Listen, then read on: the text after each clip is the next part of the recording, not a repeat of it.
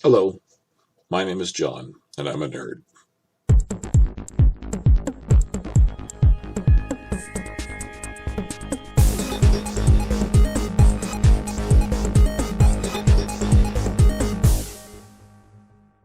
A little over 35 years ago, in the early 1970s, two gentlemen had a conversation. These gentlemen were Ron Leishman and Richard Cumley. Their conversation was that they felt that Canada ought to have its own proprietary superhero, like Superman or Captain America or something like that. So, a character was created and named Captain Canuck. That was the beginning of the comic book series that began in 1975 with issue number 1. And that is what I'm going to read. July 1975, Captain Canuck number 1, cover by Richard Cumley. Dotting the desolate vastness of the north, alert stations like P-14 act as all-seeing sentinels for the continent. May 8, 1993, 07:48 hours, AS P-14. Man, I got 2 months of this left to go. Often, the technician guards who man these remote outposts lack the self-esteem and enthusiasm of the missilemen, and in time they suffer from boredom and loneliness. At least I have plenty of time to read. Hey, what the? Alert condition blue. P-14 confirmed condition blue. Confirmed. 5 UFAs seem to appear of nowhere. All indications are they're hostile. 0841. Surely you have them on your screen. At their present speed, they'll be at P-14 location in seconds.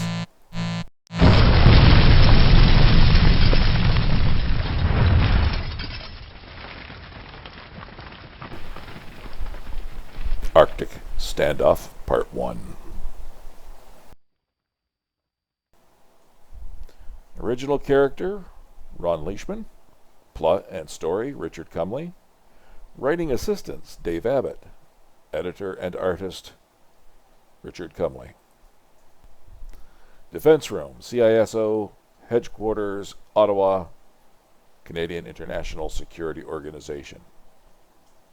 The main observation and strategy room for CISO and CAF, Air Weapons Control.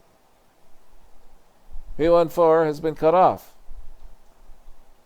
We have regained total control with our satellites. All attention is drawn to the sudden appearance of the red phone. 0844. Yes, sir. Sir, it's the Prime Minister. General Sun, the President of the U.S. is on the line. What is the present situation?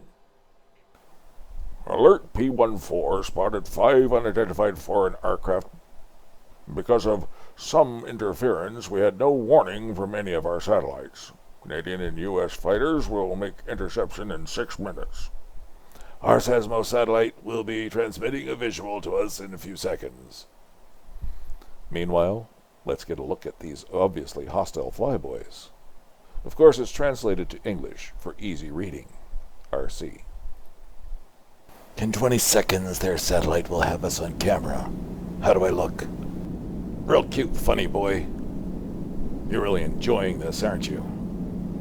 Don't worry about the men on the alert station. There's nothing they can do to us. There'll be no unnecessary killing. Yes, sir. Looks like we're on. Put us in audio contact. Hear this. Call off the approaching fighters or face total thermal destruction. We will now take over the control of Canada. They're making contact, sir. I think you should come to HQ now. It's hard to believe it's really happening. Who are they? You are wise to call back your aircraft. Now listen carefully to your new leaders. Tunneling below the ground surface, a nuclear-powered monorail shoots toward a small CISO airbase in northern Quebec. The predictions of Canada becoming the most important country in the world became a reality in the 1980s. This posed new threats and problems for Canada's leaders and for the countries that depend upon Canada's supply of natural resources. Thus, CISO selected 2 men of unequaled physical and mental prowess to be trained as special super agents. Arriving in minutes, they move quickly to an awaiting aircraft. Their mission? Infiltrate and destroy the invading aircraft. Prime Minister, they're on their way. All detection scrambling devices are go. We will land within 30 kilometers of their airships, then we go by snowmobile to within 3 kilometers, then we go the rest of the way on foot. We'll maintain maximum speed at the lowest feasible altitude. We land in 42 minutes. Attention, Government of Canada. You will order your forces to surrender all weaponry and instruct the U.S. Strategic Air Command not to interfere. Let's get saddled up. We should reach their ships in 20 minutes. It looks like a standoff. They only have a few hours before they carry out their threats. I've programmed the NDP computer to feed us data each step of the advance. They will never suspect that just 2 men would attempt to stop an invasion.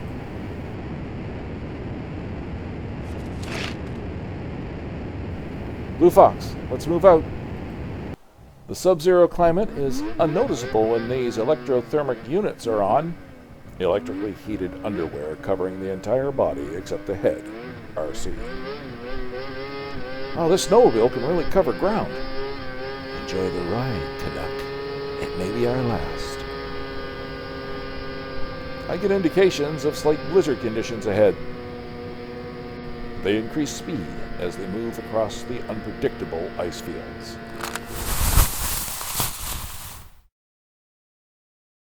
Sorry about that, Blue Fox. Looks like we walk from here. It's only another 14 kilometers. Only one thought runs through his mind. Reach the enemy's aircraft and destroy them or die trying. The 2 mighty men are totally unaware that they have the undivided attention of one very large and hungry polar bear. The 2 men's strange appearance or scent doesn't alarm this hungry predator. The polar bear is one of the few animals that deliberately hunts man. He probably believes them to be seals. And hunger is always dominant over fear. Where are you, Blue Fox? Before Blue Fox can ready his gun, the sound of rifle shots are heard and the huge bear collapses. Easy, Blue Fox. He meant to kill the bear. Thank you, friend. Do you speak English or French? Yes, my name is Utak. I owe you much, Utak. We have come to stop an enemy that have come to capture. I hear great noise from alert station. Utak's friends at station. Well, that's where we're headed, Utak. That's where the enemy have their weapons. We will make it a swift journey with my team. They head directly for the alert station with Utak leading.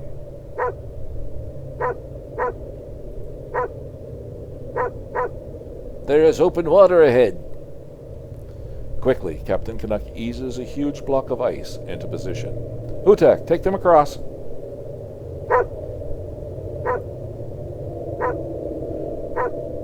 Alert station close, just over next ridge. Thanks, Utak. We must go without you from here on. Goodbye, my friend. Good hunting. All ready, Captain? We must first get to that building.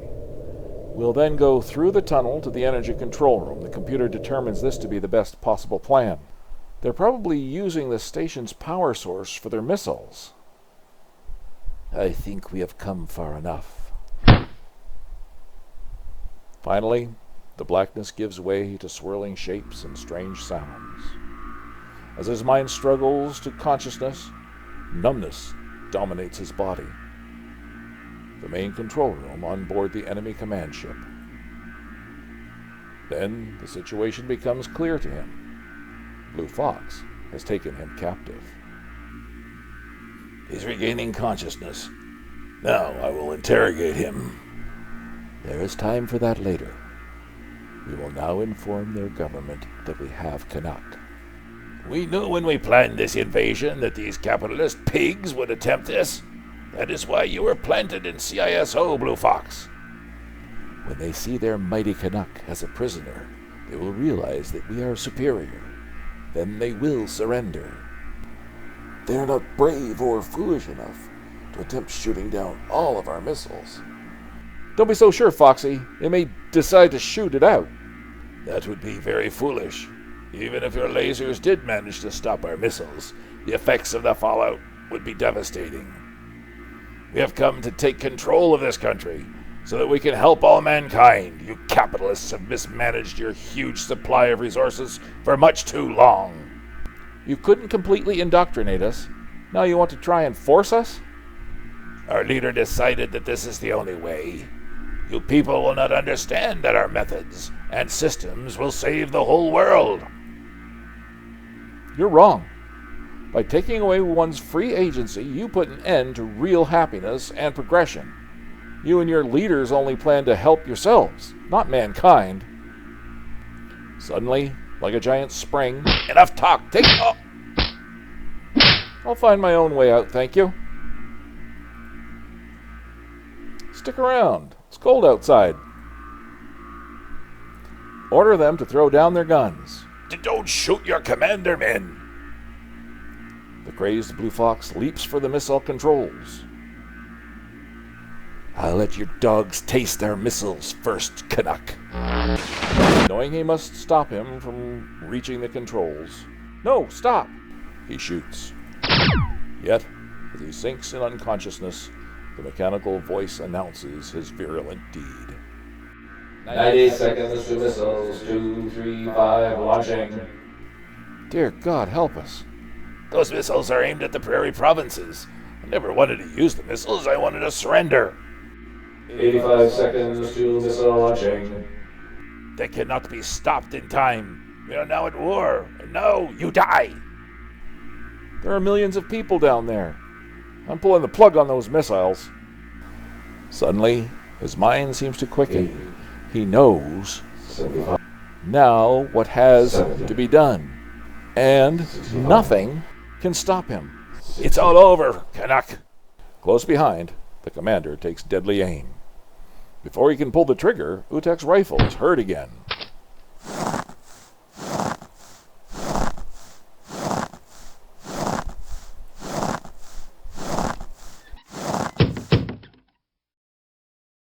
By brute strength and total thoughtlessness for his own safety, he succeeds in shorting out the power system. 8, 7, 8.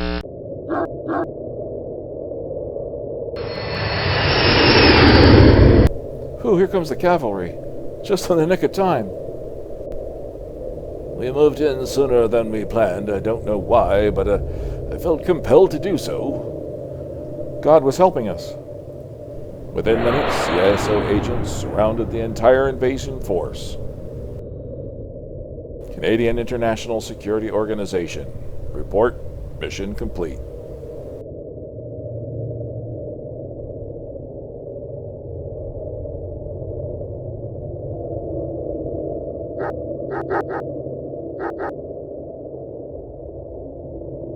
Against the flaming sky, the huge black missiles remain standing as a grim reminder of Canada's great responsibility in the efforts to maintain world peace.